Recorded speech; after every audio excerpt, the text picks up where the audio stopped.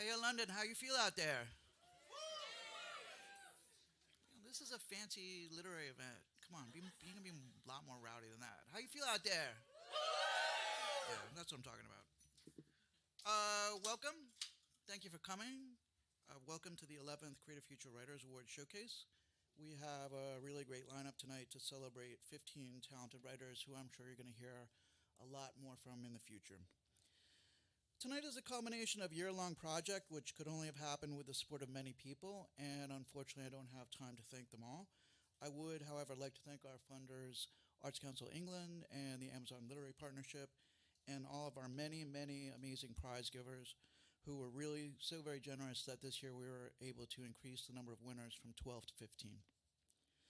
I'd also like to really thank our judges, Nina Mingya Powles and Wayne Holloway-Smith, along with Joey Connolly from Faber Academy, Tessa Foley from Poetry School, Jennifer Kerslake from Curtis Brown Creative, and Aki Schilz from Literary Consultancy. It's also an honor once again to hold the showcase here in the fabulous Southbank Centre as part of the London Literature Festival. Finally, and not at all least, I'd like to thank all 1,600 people who entered the awards competition this year. Having read all the entries, I can only say how gratified we were and how much pleasure it was to read all of your work. Creative Future and the Writers Award were established because the literary world can seem the preserve of the privileged, and getting your foot in the door can seem more difficult than ever. And despite that, we're very proud that a third of our winners have gone on to publish books, and I'm sure there's going to be more coming in the future. At Creative Future, we strongly believe that if the world of literature does not reflect our diverse population, people are excluded, disenfranchised, and ignored. We're at a time when racist riots have engulfed the country, and less than 1% of all GCSE students study a book by a person of color, and a top candidate to lead the Conservative Party feels that neurodiverse people and people with mental health challenges get too much support. Clearly, our work is more important than ever. This is happening right now. This is happening today on the other side of the river, where people are marching and protesting to decide who is important and who is not.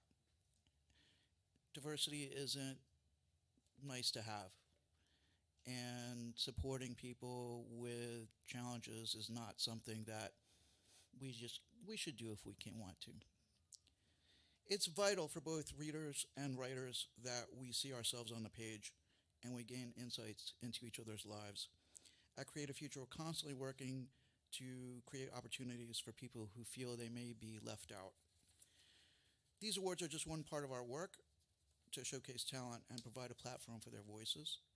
I really thank you for coming out tonight to support them, and we hope you can support next year's winners by buying one of the anthologies in the lobby during the interval.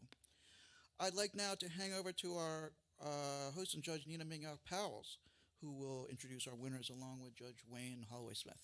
Please welcome Nina Mingya Powles.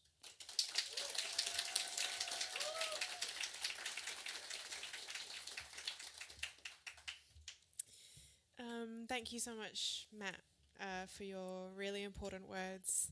And it's really special and lovely to be here and celebrate with all of you. And on my way in to see the anthology as well on display outside the doors, and to see all of your pieces in print, which is really exciting. And just to say that the judging process was incredibly invigorating, really, really hard. So yeah, I wanted to thank all the other judges as well, some of whom are here. And it was just really great, I think, to be able to increase the number of winners this year, which made our job a little easier and made it all the more special and great to be able to judge the prize. So thank you. I'm going to go ahead and introduce our first reader for tonight, and that is Vanita Parti. Vanita Parti penned short stories as a young child and dreamt of being a writer. Founder of Blink Brow Bars, Vanita was awarded an MBE for service to beauty. That's amazing. I didn't know that was a thing. It's very cool. When not tending to her brow bar empire, she can be found crusading on national media and hosting her podcast. Vanita is soon to embark on a master's for creative writing. Let's welcome Vanita.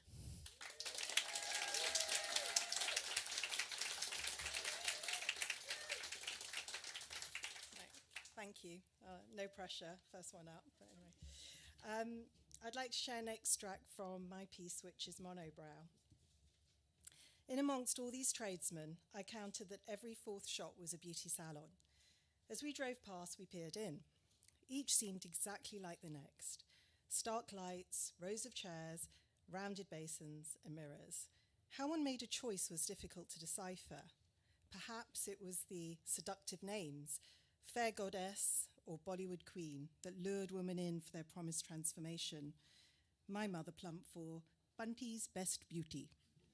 When we entered, I felt a blast of air from blades of industrial fans dicing up the heat.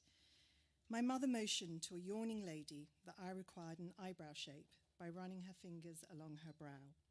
There was no discussion, but I didn't mind. I was being initiated into womanhood without the fanfare. Obediently, I followed the therapist to where the deed was to be done. I stumbled past rows of ladies indulging in treatments, but they didn't stir. They were on a mission. Booths of women with half-closed curtains revealed frothy clouds of bleach being slapped onto their faces to lighten their skin.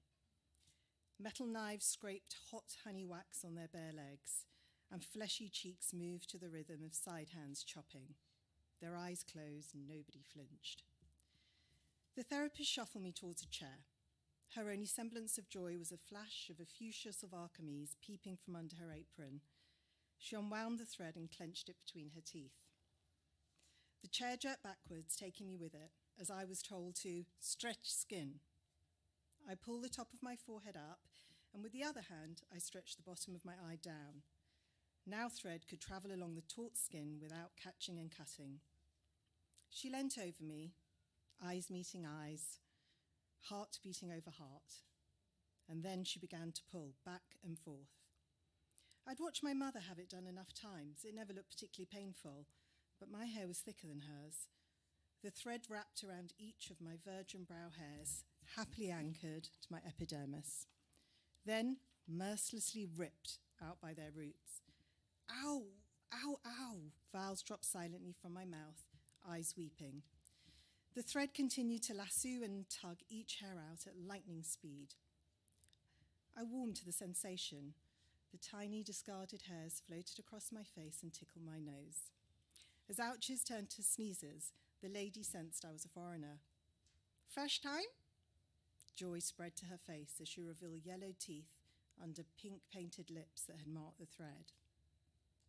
I nodded vigorously, grateful for the brief break, but she continued to race to the finish line, the ordeal being over in just 7 minutes. As I looked into the mirror, minor trauma was superseded by wonderment. Where there had been one landing strip above my eyes, there were twin brows, almost as if a caterpillar had morphed into a butterfly with 2 wings. Each wing began just above my nose and gently climbed into a subtle arch, revealing my brown eyes and identifying cheekbones, before gently dipping like the soft curve of a Missouri hill. It wasn't too obvious, but just enough to take me from being a girl into a fully fledged teenager. She then looked at my upper lip, grimaced, and said, "Moustache?" Thank you.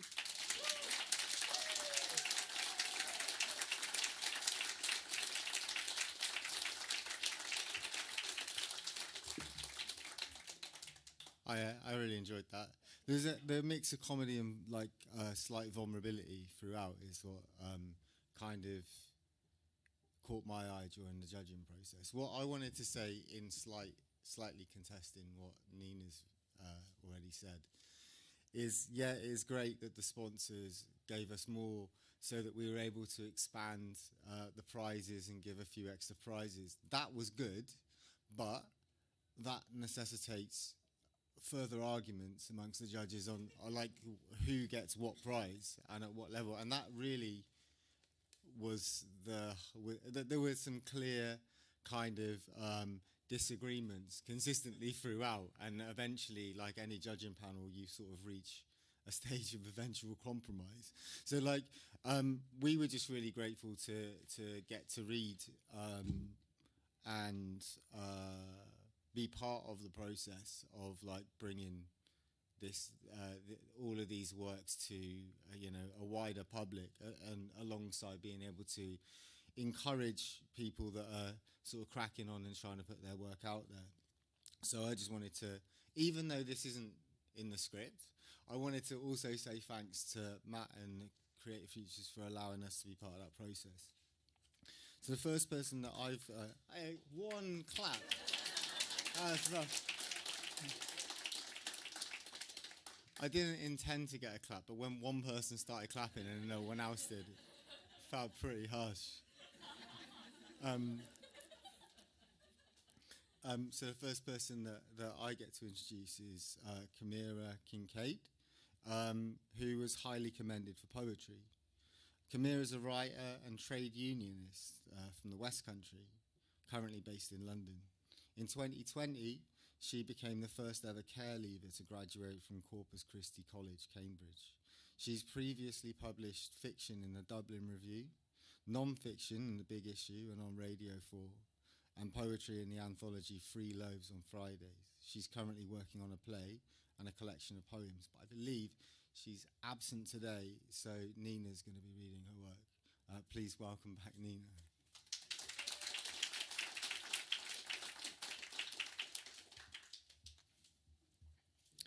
Thanks, Wayne. So it's a privilege to get to read Kasmira's poem, Mother Fregoli. The term Fregoli delusion refers to a disorder in which a person irrationally believes that several people are, in fact, the same person, one who changes appearance or is in disguise. 1. I arrive in the middle of the night, usually, eyes bright with a bee-sting skim of blood, tight as a bud in the back of my social worker's car. My life packed in bin bags like armoured officers in the 2 empty seats. It's always the same. A cul-de-sac, a residential street, hearse quiet. A slow riot of good old British values. We slide into the drive, my social worker and I, and clamber out under syrup-thick lights to the sight of a woman standing at the door, the exact same woman I was living with the night before, a standard issue foster carer, with her stale assurances and factory-set smile. I've been doing this for a while, you see, and they're all the same, caught in the last years of their middle age, tucked away from a world too bright. Neoliberal acolytes, melting day by day into their respectable, Thatcher-sold council houses. Sometimes I wonder whether it's all the same woman, an out-of-work actress rushing from set to set. Eager to get her wage, she occasionally mislays her bald and boring husband. 2. And what must I look like to her? A standard issue foster child, I guess, with threadbare clothes and a £10 haircut, static above the stopped clockwork of my mind. What did they think they'd find? An android, an automaton, a wind-up woman in training made to be improved? Every time I move, it's like they slide a slick pinprick into my spine and root around, trying to reset me. But it never works. How can anyone expect it to? Memories grow like mildew in the crevices of my mind. I remember. Oh, I remember you, Mother Fregoli. as I'm spirited away to the same room I slept in just the night before.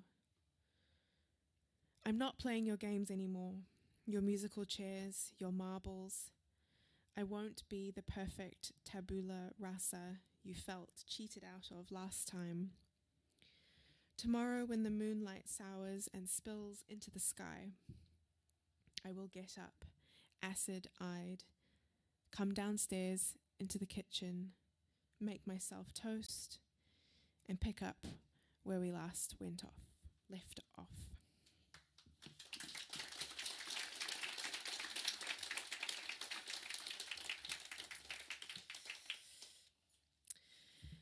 Thanks, everyone, on behalf of Kasmira.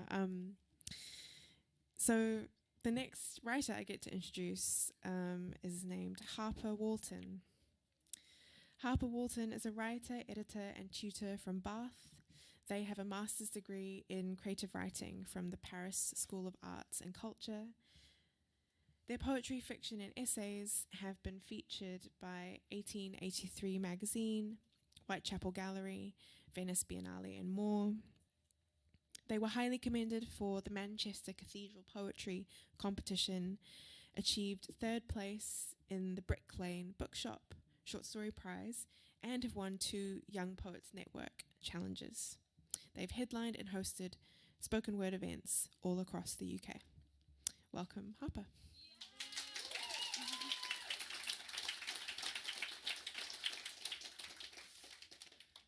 Well, thank God they increased the number of winners from 12 to 15.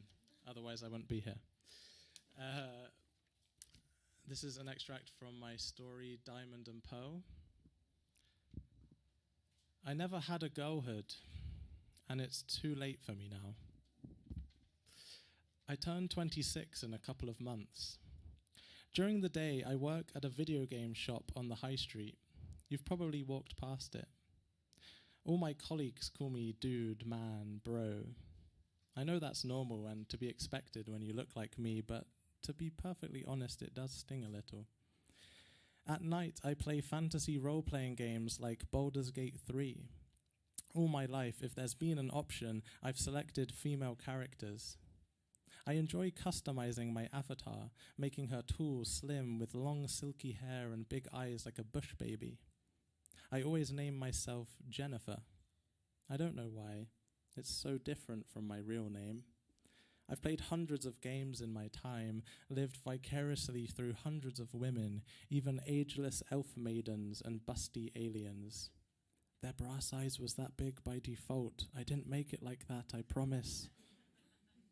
I remember playing Pokemon on the Nintendo DS in 2006. At the start, there's a screen showing 2 teenagers, one in a pink miniskirt and the other in blue cargo pants. Are you a boy? It asks. Or are you a girl? That was the first time I ever lied. Do you come here often? A cute boy asks me in the bookshop. Yes, it's my favorite, I type. This is Boyfriend Simulator. I downloaded it last night using a VPN that changed my computer's location to South Korea. The game has not come out yet in Europe. What's your name? The boy asks, fluffy black hair and metal-framed glasses. Jennifer, I reply. I've never been in a relationship, but I'd like one someday, so I thought I'd get some practice. That's a pretty name. What's your favorite book? I think back to secondary school. The Great Gatsby, I type. I don't tell the boy that it's the last book I read. Maybe I should have chosen the coffee shop meet-cute scenario instead. Last night I had a dream. I'm blowing out 8 candles on a Victoria sponge, and my family is singing Happy Birthday, Dear Jennifer, and I'm wearing a yellow and white gingham dress and jelly sandals, and then time jumps forward 18 years, and I'm still working at the video game shop on the high street, except now all my co-workers are nervous around me, and I overhear them whispering in the staff room about how they have a crush on me, and who's going to be the first one to ask me out. But then I wake up before any of them has a chance to. I log on to an AI image creator and prompt it to make a photorealistic portrait of a teenage girl. I keep refreshing the page until I find one that vaguely resembles me. but it's still not good enough. I find another service that allows me to upload a photo of myself, and then I can change my age, race, gender, anything. When the image has fully rendered, I almost cry, but no tears come out because I haven't been able to cry since I was a child. I'm not sure why. She looks quite pretty, this teenage girl version of me. Thank you.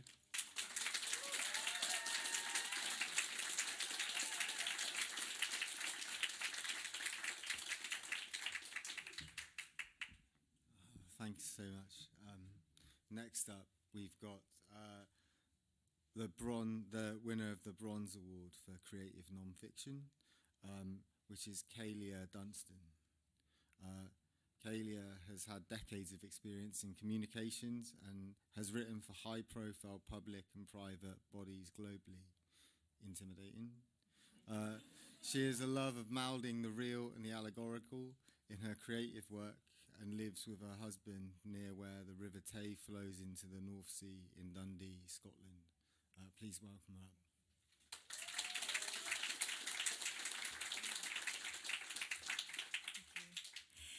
This is an extract from my non-fiction work, Fox and Me. The ultrasound gel spreads cold over my breast. A sonographer is on my right, and a nurse is holding my hand and murmuring comfort on my left. The sonographer says, "Just some cysts.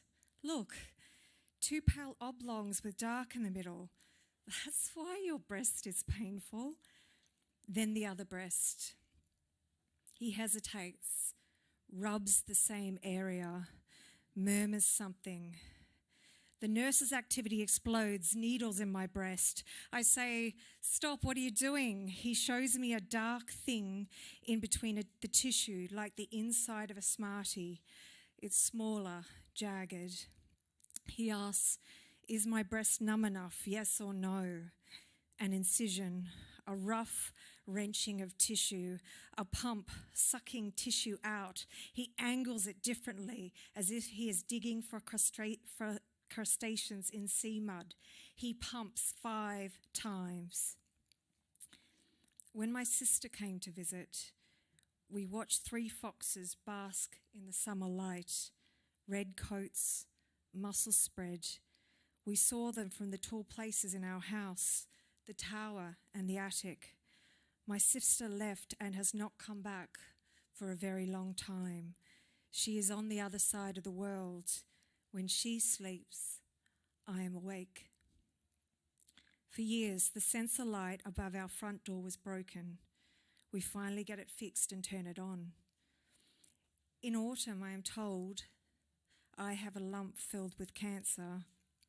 I am told I am young, so that is a good thing. I don't cry instantly. I ask a litany of questions, clear as water, then burst. The nurse says she is surprised I didn't cry sooner because when you cry, things unravel. That's why. I cry with my husband. I cry on FaceTime to my family across the world. My sister's eyes squint. Her head falls to the side just a little and her lips turn down. I've never touched fox fur. It's supposed to be like soft, fluffy silk. That's why people wanted the foxes around their collars to feel it up close. It's 3 a.m. I turn over and over like a tumble dryer on all night. I get up, have a drink. The sensor light switches on, times for 20 seconds, then off. Something is outside, passing by. I drive myself to my MRI appointment, lie in a tube with my breasts hanging like passion fruit, arms above my head. I hear buzzes and ringing like a vintage internet connection. I am strung up by the arms but unable to move. They inject a dye into my body and I feel sick, sweaty, hot. I hold on for bare life or I will need to do it all over again. I think of a field of grass in summer. There are yellow flowers with petals lit up by the sun. Thank you.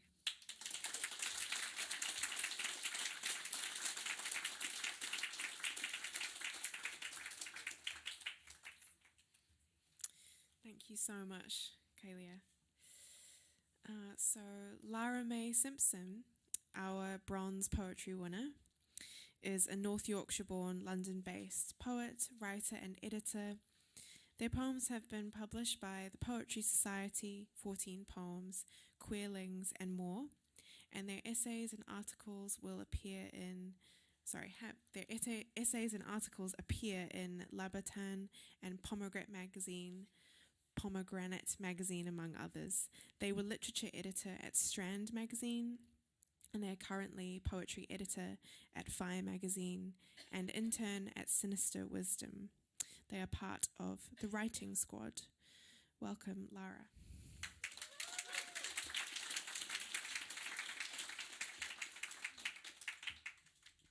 Hi everyone. I'm going to read my poem, Graduation Dinner. After Chen Chen.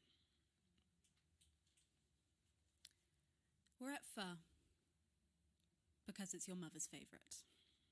We pray the veggie menu will please my dad enough. Both our parents are here, and my brother, and you're an only child, but you have lesbian nans, whose presence makes us hungrier. I'm thankful we're not sitting together. I can't grab your hand under the table, only thumb the fabric of my suit trousers your mother raised an eyebrow at earlier. Dutiful daughters, we launch into stories about how we have lived together for over 2 years and absolutely never shared a room. Not even a single bed in student halls. You've never had to move your belongings to the living room to make it yours for a morning as your mother's eyes rove each corner like they're doing now at your nans winking at us. Your parents are chomping down accusations. My brother is trying not to laugh. Your father waits for the meatiest dish, while my dad shifts in his chair. We need more cocktails.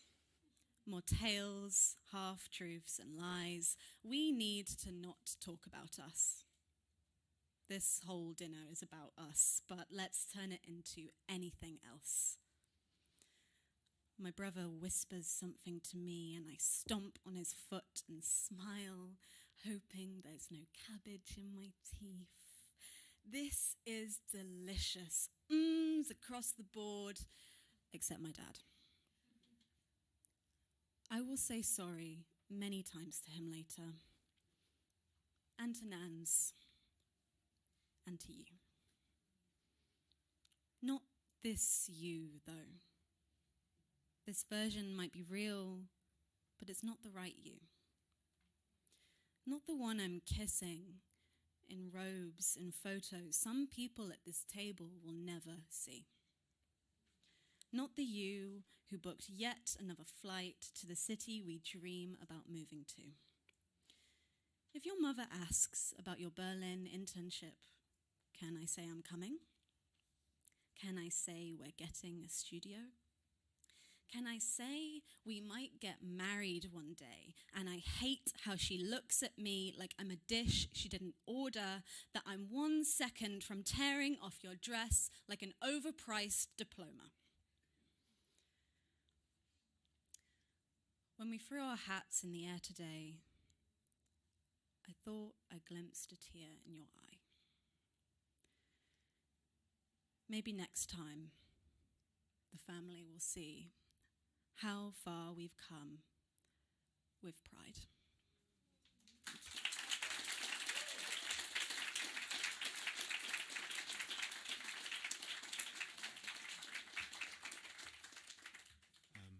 Thanks very much. So next up, we've got Melanie Banim. Melanie's a writer and poet in Liverpool who explores how place impacts who we are and how families do and undo harm. Melanie has recently been selected as a New Northern Poet 2024. In the last 2 years, she was shortlisted for the Bridport Poetry Prize. That's a big one, actually, isn't it? And highly commended in the Manchester Poetry Prize. Please welcome her to the stage.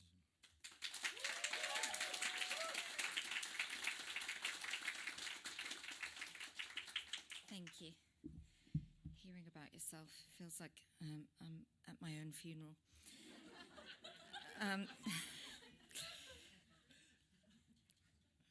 Bungalow. Never enough chairs in the bungalow for us grandchildren to sit.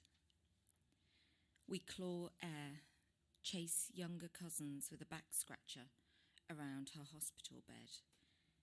Its fire truck hulk.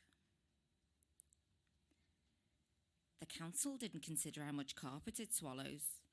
Mum sighs at the shag pile she fitted to stop Nan dropping to the fluid balloons of her knees after Mass to rub the lino raw. Friday night, Nan pulls globs of batter from the body of the fish for me, foam in a tide at the corners of her mouth. In a blitz-back hardback, Mum says she mistakes for her photo album. Nan shows me smiling girls, and beneath, radium eats their bone, but they were good Catholic girls who were raised not to challenge authority. My body has started to buck against dungarees swimming in front of lads. Sunday afternoons slow to oven time. I strain when Uncle Terry tickles under my arms, upends me to measure the lengthening dinosaur bridge of my spine. From behind the paper, Mum's outrage. Netherley was designed to cordon the poor, cheeky bastard. Never been north of bloody Bristol. At school last year, Miss asked us to write about the olden days. Nan pushed batter into my waiting left hand as I inked her stories into my exercise book with my right. She told me about walking into the bowl of the land, field followed field, after her cleaning shift at the Liver building. How in winter the sun was still settled like a yoke, too far away to warm her. How no bus route stretched this far, and how she would flush the soil from the bottom of her boots in the yard before she stepped inside to warm porridge for the youngest. Her eyes globing, wet, when I paused between sentences. In careful, joined-up writing, I stored her story about Maud, who sold flowers from her cottage wall on the end before the estate was finished. All these towers, girl, didn't they just eat up the last of that farmland like a greedy little kid? On a rally bike, I toured the shops, awnings like exhausted eyelids, a Chippy, Bookies, Jackson and Cantor, for if your dad's lucky enough to slip through scaffold. When my name sails the length of the street, I ride back to Mum to take the weight of a second-hand table. Your uncle couldn't get off his arse. He's the doting son on pension day, all right. She's hardly sleeping now he's here, using her lecky all day and night. We poodle-step bollards, potholes, dog shit in the underpass to Nan's door. When there's visitors now, at least your Nan can reach her teeth. She keeps a set in bleach, only bothers putting them in for a custard cream from the broken biscuits Eddie the bag serves door to door.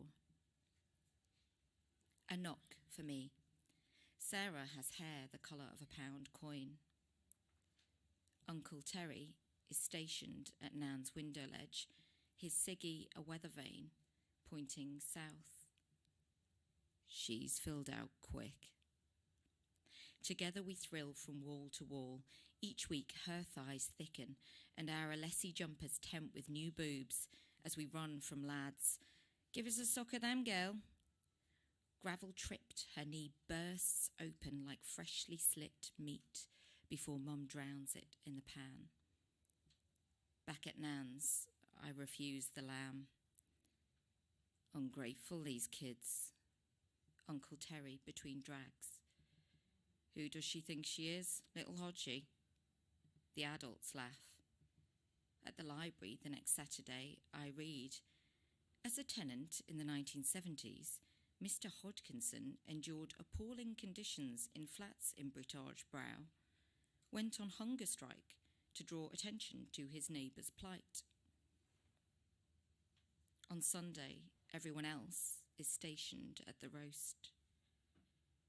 Uncle Terry curls his finger. A sea anemone at me from Nan's bedroom doorway pulls the curtains to dusk. Not right having every Tom, Dick or Harry pervin in, with a wink. Look what I've got at. He snatches my nose too hard. Close your eyes. I watch him reach for Nan's pillow before he warns again. Then, on your knees, and I do. Thank you.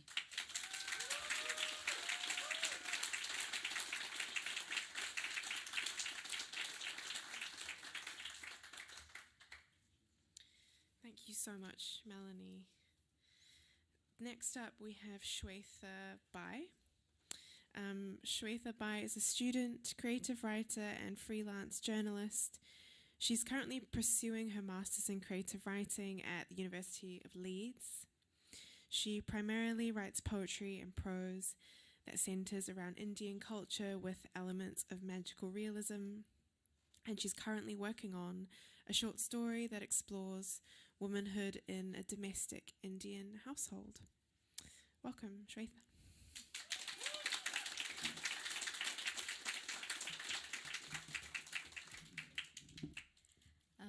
Hi everyone. It's a great honor to be here, so thank you for having me.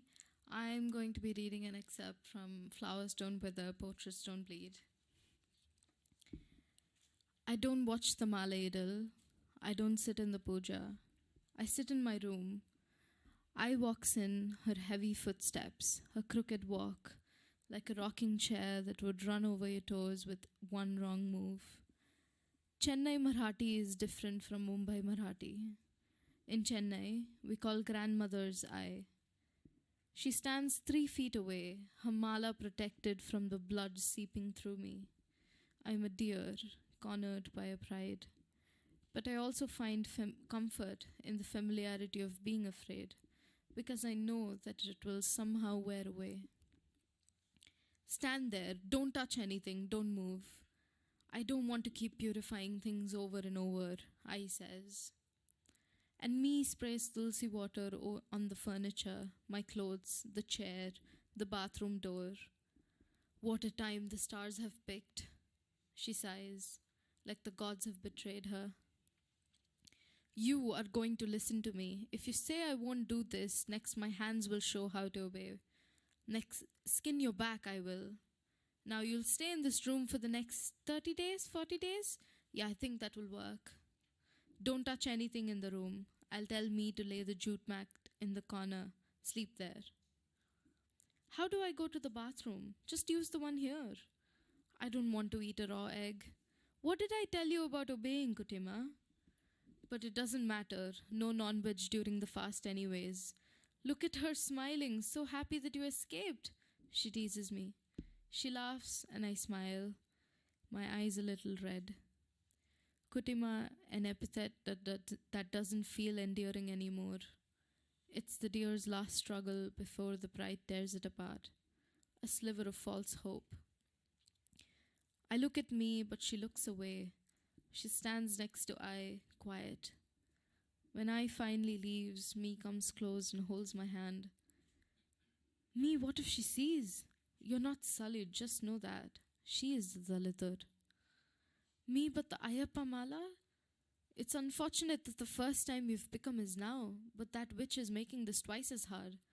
When I became, my mother had none of these medieval practices. Sure, we took head baths and didn't enter the puja room, but this is too much. After she goes to sleep, you come and sleep on the bed. I'll lock the door. I still want to be Sami. I want to go to Sabarimala temple. You can go when you're 50, when you won't bleed anymore. It's not that far along. Now don't cry. For the next few days, I sleep on the jute mat. The jute hair scratches my skin and I lie awake, staring into the dark most nights. I see the shadows crawling underneath the bed, twisting and twisting. Children who don't sleep at night are eaten up. I hear them whisper. I turn to the other side and scrunch my eyes until I fall asleep.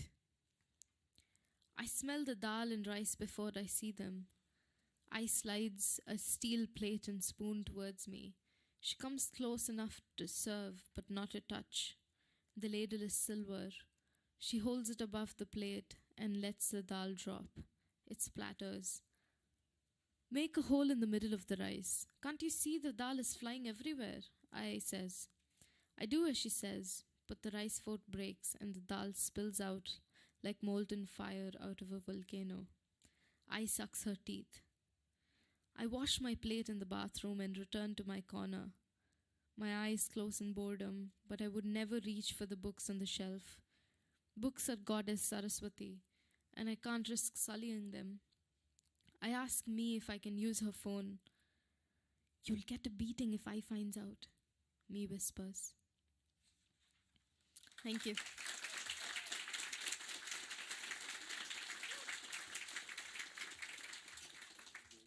Thanks so much. Next up, I've just noticed that we, I think, have the same trainers on. Yeah, which I only just clocked it. Francis-Xavier Mukiibi is a poet of Ugandan heritage from North London. He's an alumnus of the Barbican Young Poets, the Roundhouse Poetry Collective, and the Obsidian Foundation. He was a recipient of an Eric Gregory Award in 2024, which I also judged, so I already know your work a bit. It wasn't just me, though. And it wasn't because we had the same trainers, because I didn't know that then. His poems appear or are forthcoming with Ink, Sweat and Tears, Under the Radar, Propel, Magma, Poetry Wales, Poetry London, Broken Sleep Books, and Flipside Publishing. Please welcome them up to the stage.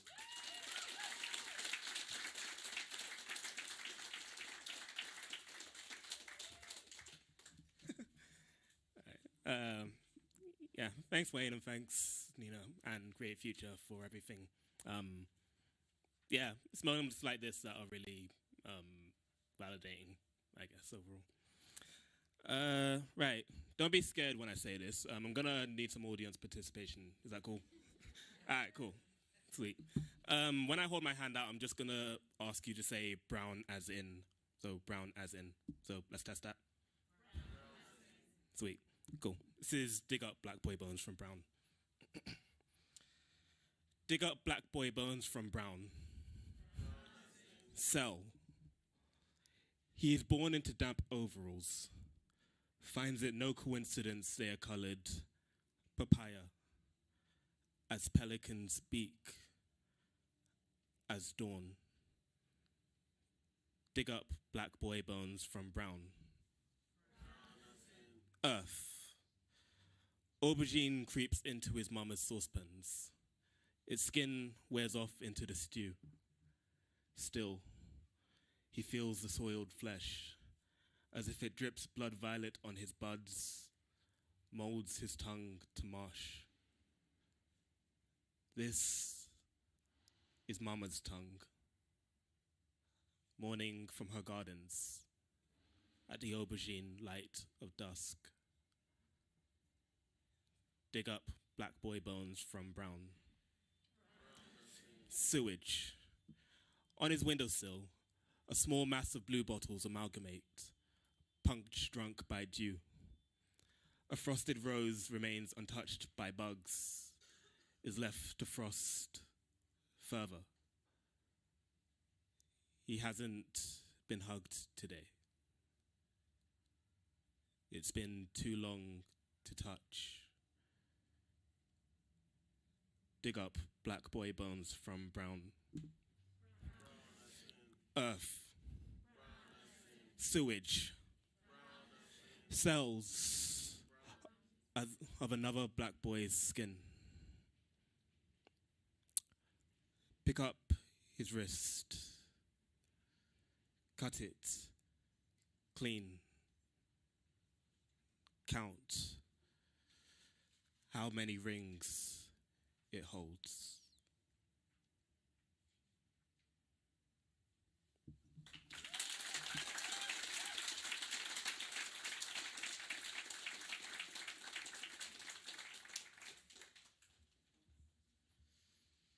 Thank you so much. There's also been some really great outfits tonight, which has been very cool. The next writer will be Sophia Khan. Sophia Khan is a writer and teacher based in Harrow.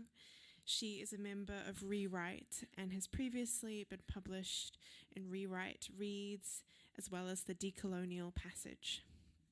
In 2023, she was longlisted for the Brick Lane Bookshop Short Story Prize. Welcome, Sophia.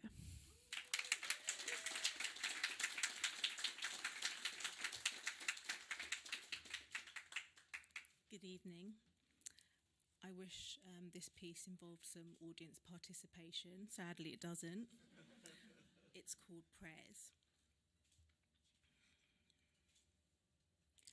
I knew it was a risk to wear my Gucci loafers, but I wore them anyway. They smelt so good when I took them out of the box. The softness of the black velvet with the shiny wetness of the leather sole. Italian made, so far from where I lived. But it was Eid and I wanted to look sharp, so I slipped them on and walked to the mosque in Harrow. No matter that the pavement was covered in greasy chicken bones and pigeon shit, it felt good to be out. The oud on my crisp kurta floated around me in the warm wind. I caught the eyes of other worshippers as they ambled along Station Road, talking in Urdu, Bengali, Somali and Arabic, all hotly peppered with smatterings of English. 2 male police officers hovered by the entrance, looking slightly bored, giving the occasional nod to the odd brother and sister that sidled through the doors. One of them nodded at me, and I nodded back in recognition.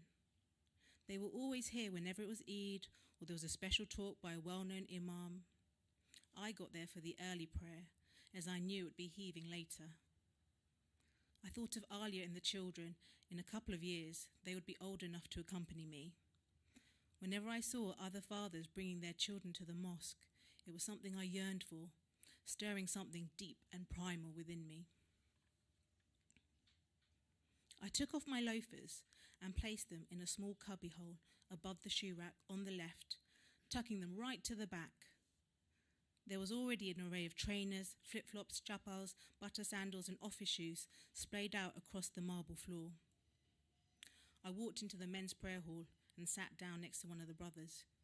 He was an older man, rocking gently back and forth, legs crossed like a Buddha as he recited La ilaha illallah as each bead on the tasbih rolled between his thumb and forefinger. There was a beautiful silence in the hall, occasionally punctuated by the sound of the microphone being tested, absorbing the sporadic coughs of the imam. I had fasted throughout Ramadan and I kept thinking about the puri and halwa I was going to eat when I got home. The prayer hall filled up rapidly and the prayers began. I prostrated, knelt and closed my eyes as my forehead touched the ground. Once prayer was over, I spoke to a couple of guys I knew who lived a couple of roads away from me and then said my goodbyes. But when I left the hall and went to get my shoes, they weren't in the cubbyhole. I checked and checked again, and then started looking in all the others, the faint smell of dog shit invading my nostrils. A wave of panic rose. I stood by as I watched the other brothers come out and put their shoes on, examining each pair that was put on. Thank you.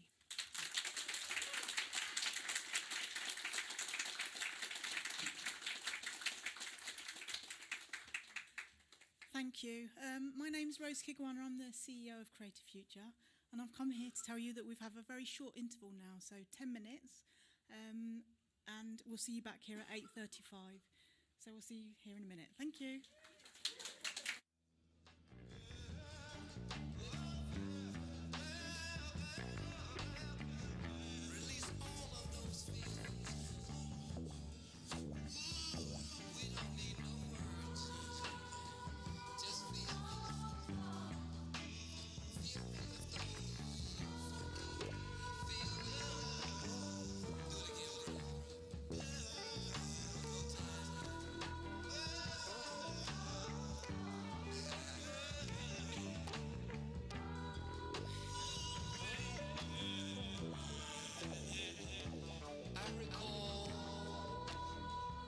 left a little town in North Carolina.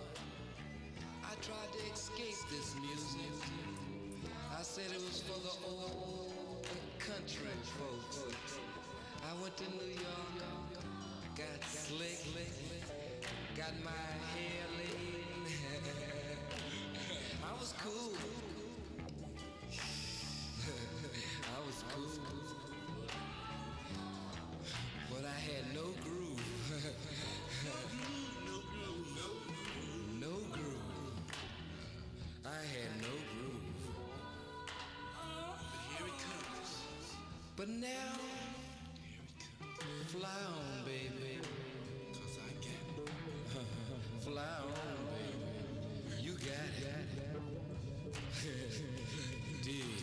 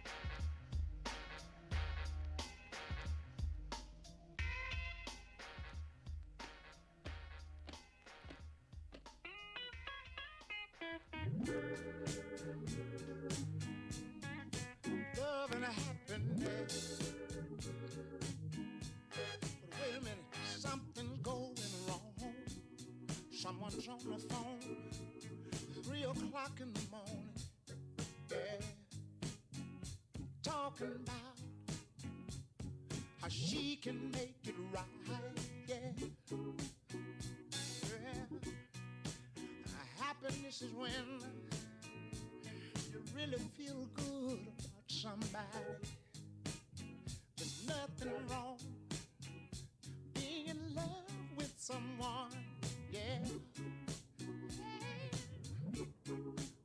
Oh, baby, love and happiness. Love and happiness. Oh.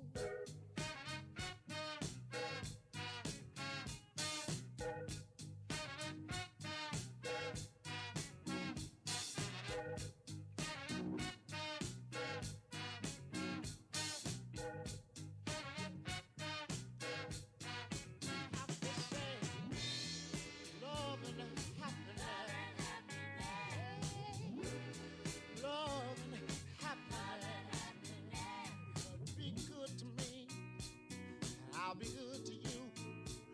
We'll be together. Yeah. To see each other. Walk away with victory. Yeah. Yeah. Oh, baby. Love and happiness. Oh, yeah. Love and happiness. Oh.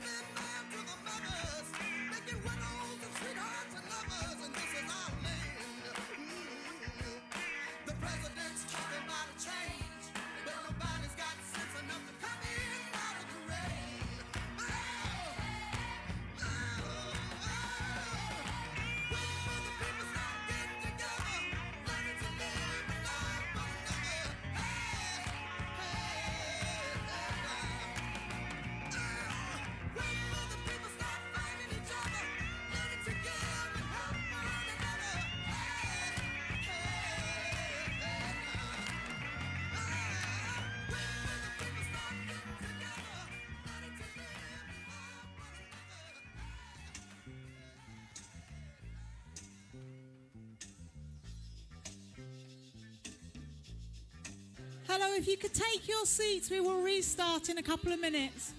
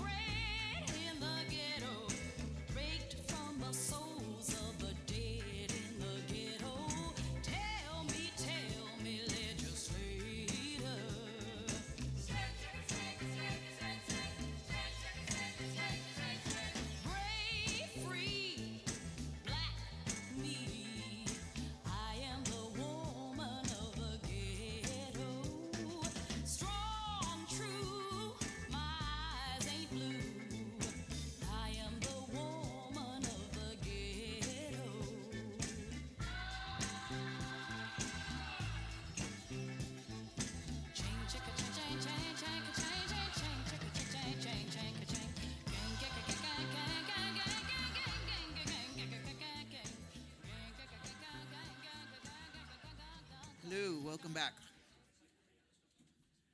So it's my pleasure to introduce one of our judges, Nina Mingya Powles. Nina Mingya Powles is a writer and poet from Aotearoa, New Zealand. She's the author of several poetry pamphlets, zines, and poetry books. Most recently, Magnolia from Seraph Press, and Tiny Moons, A Year of Eating in Shanghai from the Emma Press. And also a collection of essays, Small Bodies of Water, which came out from Canongate. She writes a monthly e-newsletter on food and memory titled Crispy Noodles, and Slipstitch, a new chapbook of poems and collages, will be published by Guillemot Press in October, which is now. Is it out? Ooh, it's out. Please welcome Nina.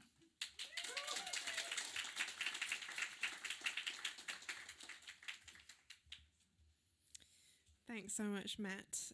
It's been really, really cool to listen to all of you read your work, and I also feel lucky to get to share something of mine, I guess. This is a poem from Slipstitch. Dear Blue, dear thread tails, dear encased membrane, dear warp and weft of liquid memory, dear plate glass islands of noon shadow, penciled outline of a coming heat wave, reconfigured clouds mid-dream of inner city smog, hot blue-green haloed figurine, dear new fault lines pressed open, dear blue nerves and their woven endings, dear blue, dear cotton imprint of a droplet, dear river encased in snow, dear tender markings of a seed pod, dear brushed sea foam, dear knotted current, lost inky ballpoint field note, cracked silken hemisphere, frozen algal bloom, late winter swirling weather system, dear subterranean fernery of dreams, dear language of cloud fragments I used to know. Thank you.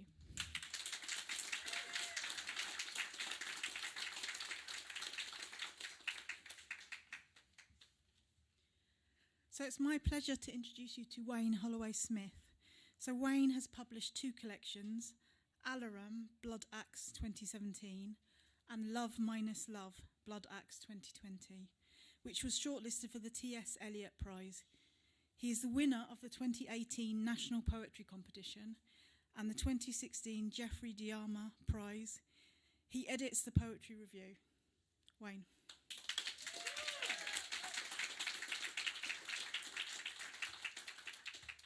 I feel like we've already met.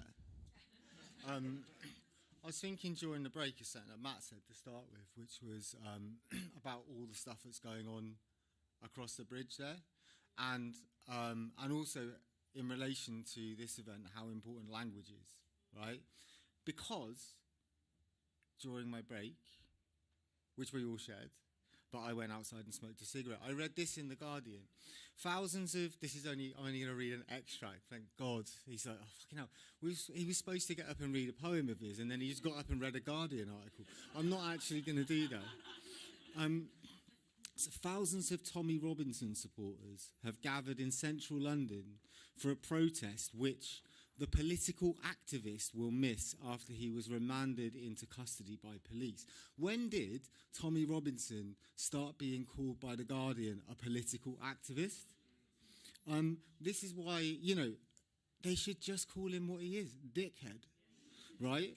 But the thing is about it, like how language, and we've seen this with like the way that Palestine's being written about as well, is like it's very manipulated, isn't it? And so it's really interesting and good to be here and hear people writing with nuance, right?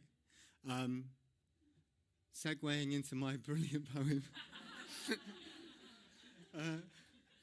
I'm not allowed to read any new poems because I'm under contract by a publisher not to. So this is from a thing that I put out during lockdown. And like how in lockdown about 500,000 people in the country got broken up with? That happened to me. So, yeah, you could say, oh. Yeah, that's fine. No, I don't want your pity. There's this other thing, alongside that, when I was writing stuff, I heard this thing about Embankment Station, which is just over there, right? Which is the only station in the whole of London that still has the analogue voice for Mind the Gap. And the guy died, and his wife, I heard, goes there every day, like just to hear his voice. And I was thinking, well, my ex ain't going to do that for me if I pop my clogs now. And in want of being more articulate, I called this tube voice man. And my whole body is a group of sudden musicians striking up a tune of logging. Not all bad, you see. With snow in your hair, snow in my eyes, trumpet solo, cymbal, my fright growing thinner, its lurid reflection on the insides of my eyelids, and keep seeing the sad wife of a dead man, cymbal crash, mandolin, my heart. We know she is making her way, her daily pilgrimage to Embankment Station, snow, rain, and today I think I know what it's like, fading like he did. Know the spilling of milk, the gone understanding at the dinner table, flowers sunk at the balcony door, strings eking out a little more emotion at this point. To hear him again, mind the gap please. The whole world is analog, look, I love you. I just need a hook, a use for this body and its band of music, a destination for people to arrive at. How many minor or major injuries did he present in this inclement weather? 3 violins, a soft tuba, an accordion sliding through my body on its journey over Hungerford Bridge, the pea green, sad, happy song of being alive. Thank you.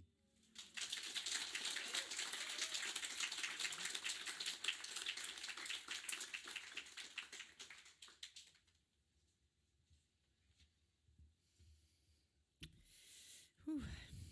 Thank you so much, Wayne.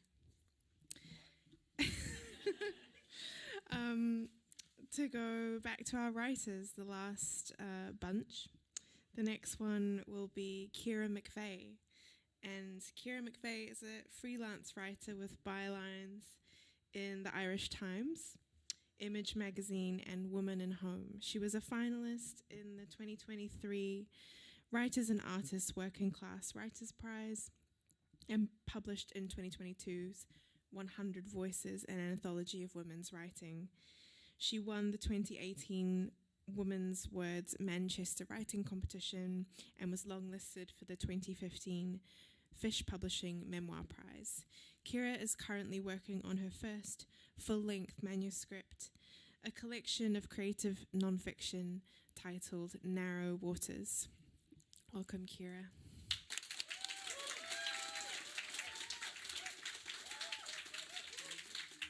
So nice, guys. This excerpt is from a longer piece called A Space That Speaks. I am in the back seat of a school friend's car. Her mother is driving, and we are being taken to the cinema for a birthday treat. I'm holding a tiny, dark eyelash in my hand, and my friend tells me that eyelashes are magic, good for one wish. I roll the lash between my forefinger and thumb, shuts my eyes as she directs, and make a forgotten wish. Then I blow it off my finger with a puff, blowing the wish into the air, the lash falling amid the crumbs and dust of the car's floor, like a doomed sycamore flyer. But the wish takes flight, takes life, becomes real. Such power in my own hands, in my own eyes. Like the early sky woman falling to earth, or an ancient goddess pulling the tides from her ears and the ground from the skin of her thighs, hair like a kelp forest. I have the power to make anything so, from the dark fans against my cheeks. I am 8 years old. The gaps along my eyelids do not take long to appear. The dark lash lines are interrupted by exposed patches of skin, like the cracked earth of a lake in drought. The gaps change the composition of my face in a way that is subtle and unsettling, not obvious. My mother peers into my face, but cannot tell what is different, and I wriggle away under her scrutiny. It is a teacher who grasps the nettle, calling me out of the classroom into a side room where she sits me down at a desk and asks to look at my eyes. I drop my forehead onto the table and refuse to lift my head.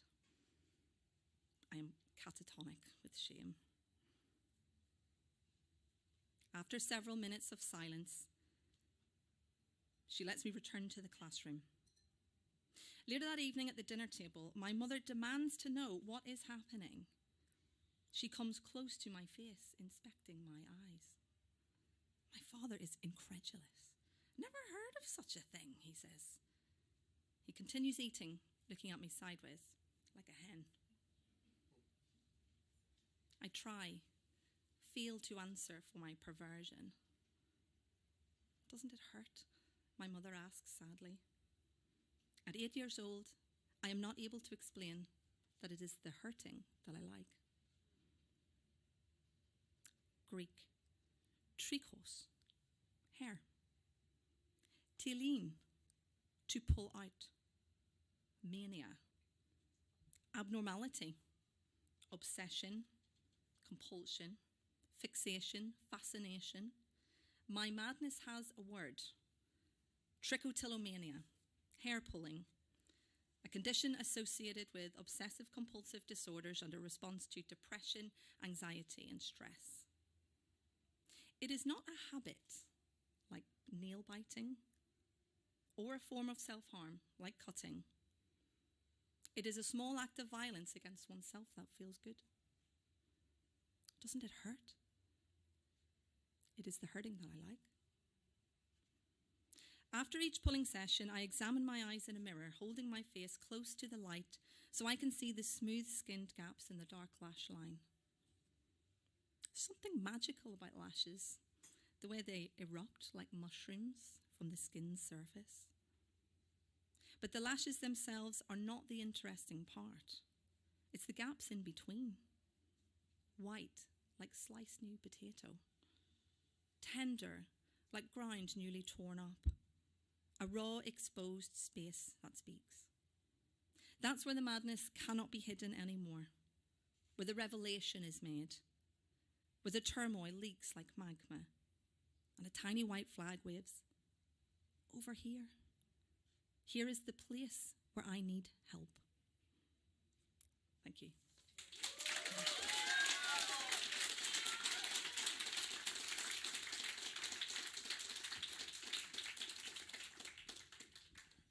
thanks for.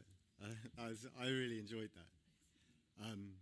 So next up, we've got Ibrahim Babatunde Ibrahim, a Nigerian writer and editor currently based in the UK. He won the 2022 Kwamo Writers' Prize and has been selected for the 2024 Best Small Fictions Anthology. He's been, over the last 2 years, a finalist for the Faber Children's Fab Prize, the Miles Morland Writing Scholarship, Masters Review Anthology Prize, and twice for the Moon City Short Fiction Award. Please welcome him up to the stage.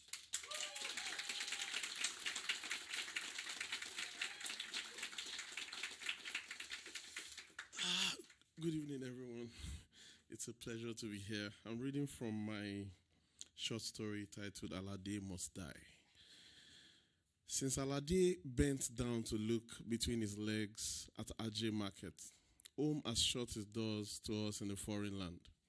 We're marooned in an afternoon that has refused to give way to night, banished to exist upside down as captured in his between-the-leg gaze. Only 10 seasons ago, we were nestled in our resting place beneath Ajay Market, peacefully couched in for more than 10 moons without seeing the sun. This was our world, brimming with fumes darker than suits, everything blacker than any human has ever seen. If not for roots, why would we be here? Trapped, melting away each day, feigning marriage with this beautiful woman when we know not how to use our borrowed penis. No one, not even Ashake, who put Alade to the outrageous task, could have guessed what Alade was going to do when he strolled into the market that fateful afternoon. But from the moment Seahead spotted his bearded face, Hairhead recognized his breathing pattern. Just to confirm it was him, Talkhead whispered his name into the wind. He stopped and looked around. It was him all right. Humans would piece themselves if they saw us in our true form, but who says having 3 heads doesn't have its advantages? We had identified this person, only we didn't know he was capable of what we knew he had vowed to do. Alade did never do well, whose only chance of marrying the village belle lay in attempting a dare that had never been done since time began. You see, the herd's primary aim is to pin everything to itself. This is why many from our world must come to the surface sometimes. Those with sprouted roots have become one with the earth and can no longer have this grace. The only way around it is to seek the sun at the slightest sign of a sprout. For some, it's every other moon. For others, they can nestle for hundreds of seasons without any threat of roots. Many had nestled so deeply they were overtaken by roots before they knew it, never to see the sun again. We nestled deep, but never that deep. Were 3 heads, one with an eye at the center of its face, one with a mouth in place of the eye, and one with 2 hairs side by side, shooting from one neck. But while Seahead and Talkhead could be idle for seasons, Hairhead was endlessly picking up sounds from above and around us. The humans are all useless gossips and endless bickerers, but Hairhead listened anyway. When we hit the surface of Ajay, Seahead will connect faces to the voices, and Talkhead will gossip and bicker like them with other humans interested. It was during one of the sound-picking moments that Hairhead heard the ridiculous exchange. Thank you, everyone.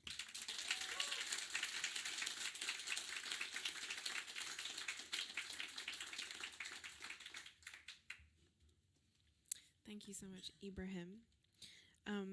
Next up, we have the gold poetry winner, Rona Lay. Rona Lay is a queer, neurodivergent poet and acupuncturist. Oh, I didn't know that. That's cool.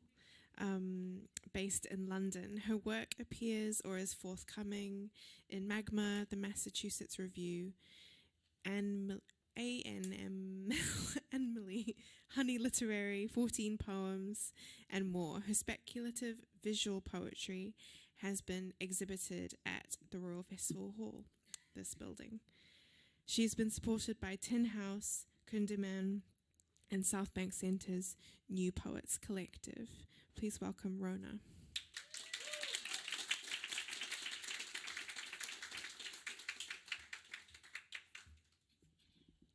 Hello. This is called Karst. Karst.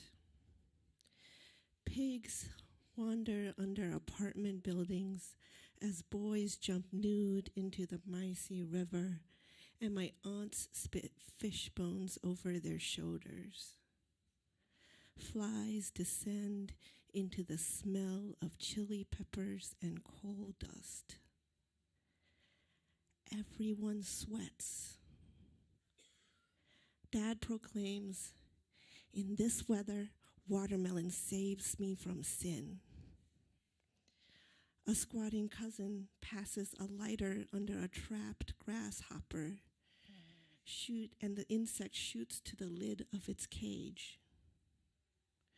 Grandmother climbs out the window, watering can in hand. In the distance, excavators throb mechanical arms as mountains wane, ochre innards torn open. Monstrous tooth marks face the town. Thank you.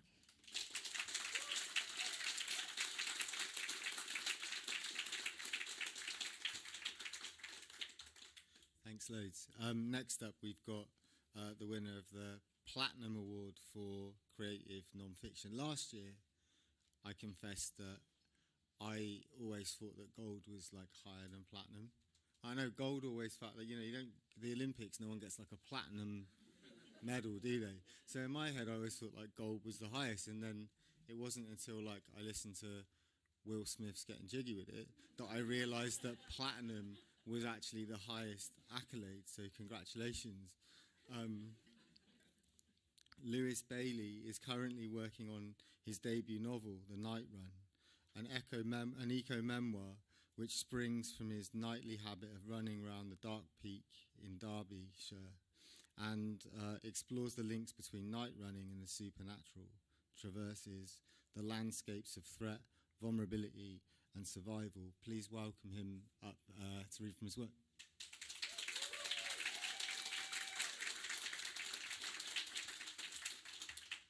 Hi everyone, thank you.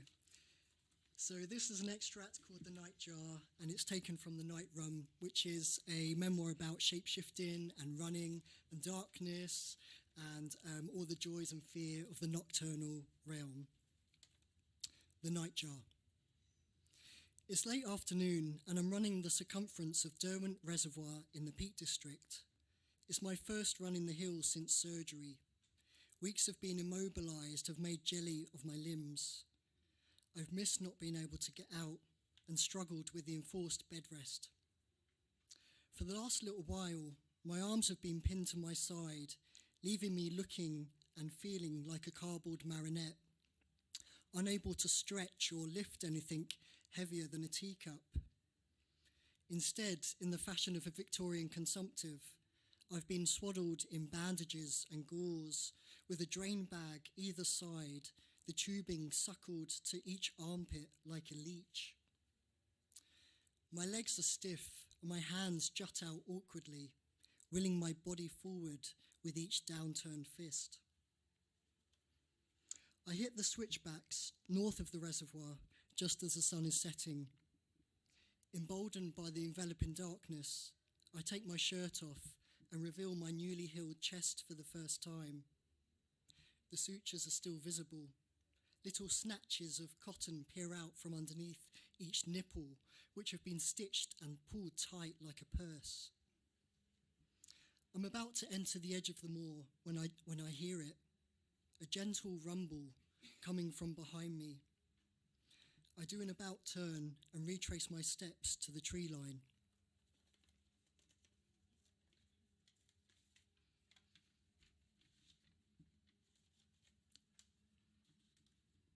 starts up again, low-pitched and guttural, yet also robotic and slightly out of range, between notes, between places, and somehow not of this realm. The sun intensifies and the day explodes into a kaleidoscope of colours, a final burst before the ushering in of the night. But before that dusk, that twilight place where the last of the light makes silhouettes of the silent things. The noise persists, dissonant, mechanical. I've not heard this sound before and don't have anything resplendent enough to compare it to. Just the slow grind of metal on metal, the creak of an old door. It sounds like a verbal tick, an ellipsis, or thoughtful pause, throaty and expectant. My mind attempts to fill the spaces left by the limits of what I think I can see and hear. It sounds like a stalled transmission.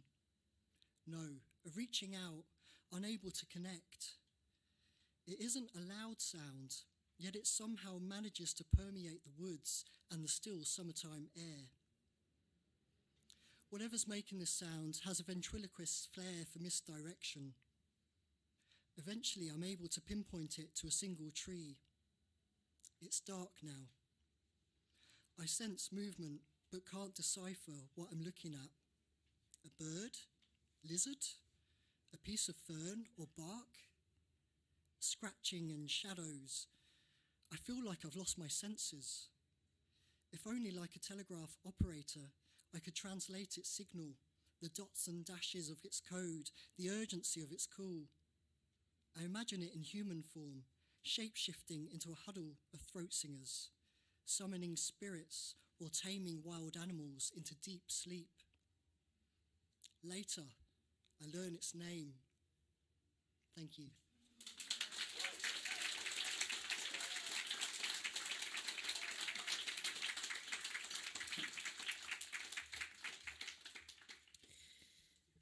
Thank you. That was mesmerizing. Next up, we have the Platinum Fiction winner, so the overall fiction winner, Patrick Cash. Patrick is a British-Irish writer living in London. He was one of the winners of the Felicity Bryan New Voices 2024 programme for his debut novel, Fireworks. His short fiction has been published in the London Magazine and Fictionable and longlisted for the Desperate Literature Prize 2024, and he was part of the London Library's Emerging Writers Programme for prose fiction, working on a short story collection, Nightlife, for which he was also mentored by Alan Hollinghurst. Welcome, Patrick.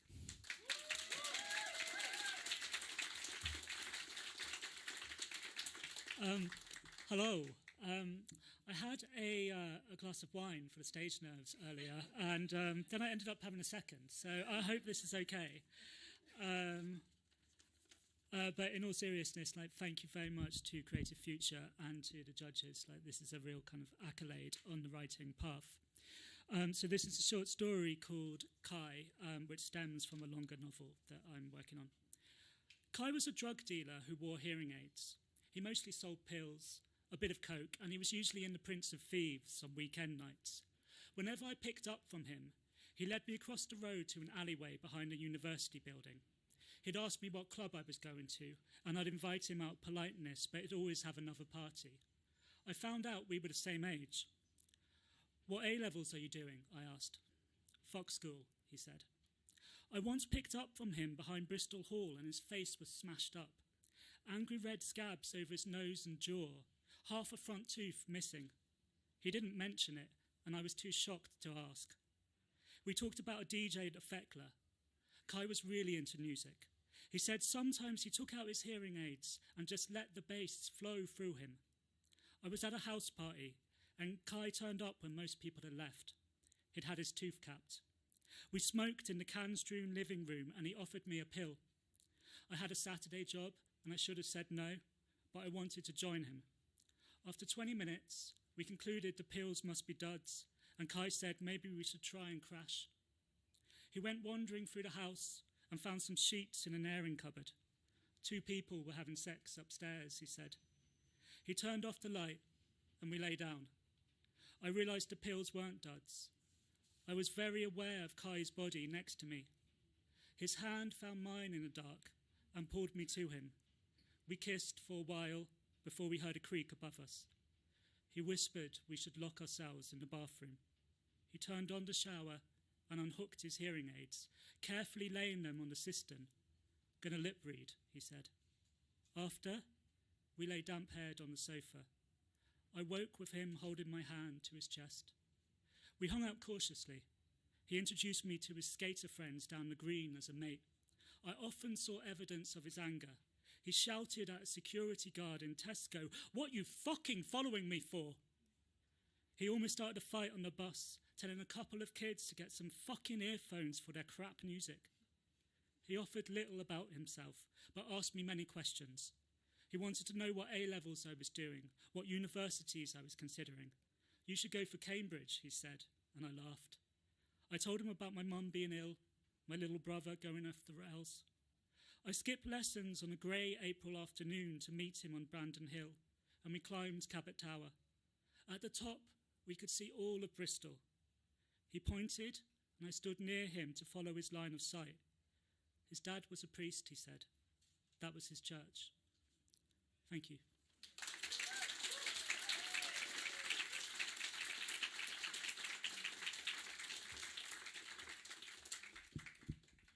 Thanks very much. That was really good. You know, like when sometimes you hear something and you're just like, that's probably going to be published, isn't it?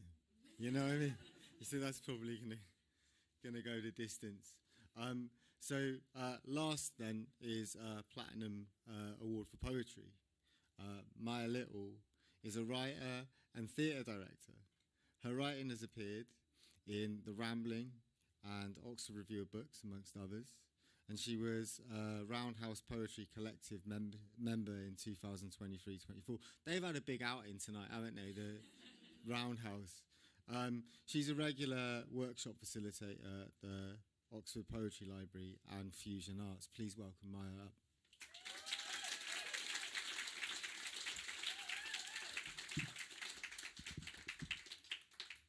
Hello. This is Child of Hale. Once upon a time there was a giant, a real giant, my dad says. We come from Halebank, a place that isn't there anymore. When we go back to where the bank isn't, my father points to all the places he used to be young, but they're gone, sweated away with the newspaper smell of chips. Now there is just the chemical horizon of the power station. It works through the night, sending the townspeople away, saying, "I am just as real as you are," but no one believes it. My father's giant is so real, there is a portrait of him in an Oxford college.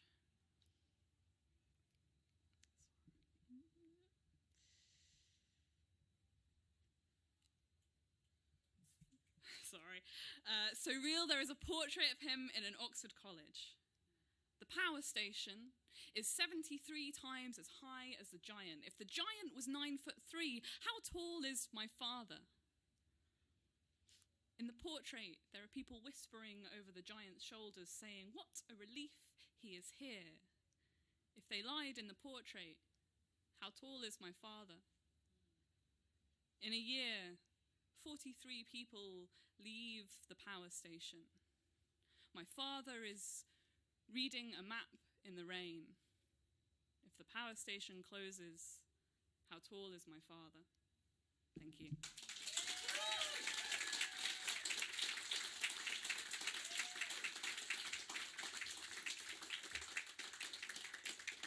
So sadly, we've come to the end of the evening.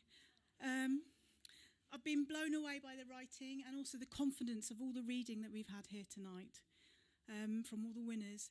It's fantastic. I think they all deserve another round of applause.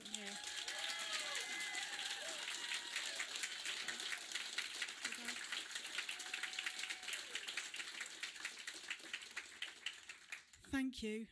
I just want to say a massive, huge thank you to Nina and Wayne for being the judges for 2 years, and also for presenting and introducing everyone tonight. So thank you very much.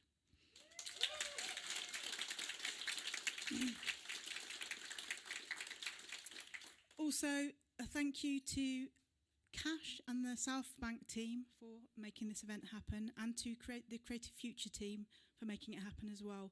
But a very big special thank you to my colleague Matt, who has been fundamental in making this evening happen, but also what the Creative Future Writers Award is. So just want to say thank you to all those people, but Matt as well.